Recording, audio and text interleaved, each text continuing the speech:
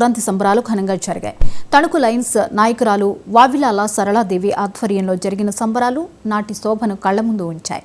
తణుకు రామకృష్ణ సేవా సమితి ప్రాంగణంలో జరిగిన ఈ కార్యక్రమంలో వివిధ పాఠశాలలకు చెందిన విద్యార్థినులు పాల్గొన్నారు. గత 17 సంవత్సరాలుగా సంబరాలు నిర్వహిస్తున్నట్లు సరళాదేవి తెలిపారు.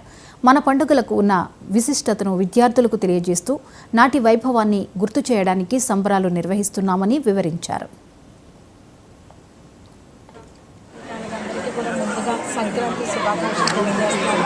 మీడియా వారికి ధన్యవాదాలు. ఈరోజు తణుకు సజ్జాపురం రామకృష్ణ సేవా సమితి సంక్రాంతి సంబరాలు నిర్వహిస్తున్నానని తెలియజేస్తున్నాను.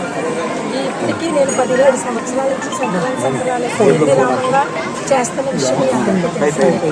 దానికి గల ప్రధాన కారణం నేటి యువతకి విద్యార్థులకి మన సంస్కృతి, మన పండుగల యొక్క విశిష్టత, విలువలు వాళ్ళకి తెలియజేయాలని ప్రతి సంవత్సరం ఒక కాలేజీని అడాప్ట్ చేసుకుని ఆ కాలేజీ స్టూడెంట్స్కి అన్ని రకాలు అంటే పండుగల్లో ఉండే ప్రత్యేకించి మన సంక్రాంతి పండుగల్లో ఉండే ఈవెంట్స్ అన్నీ కూడా నేను వారికి పెడుతున్నాను.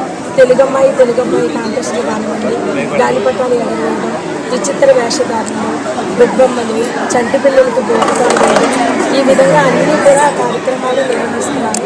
అదేవిధంగా గంగిరెద్దుల విన్యాసం, కోడి పందాలు, ఇలా విచిత్ర వేషాలు వీళ్ళంతా కూడా వెనకబడిన జాతులు, హరిదాసులు వీళ్ళందరూ కూడా వీళ్ళు ఒక సంవత్సరానికి ఒక్కసారే ఈ నెలలో వచ్చి వాళ్ళ జీవనోపాధిగా ఉంటారు.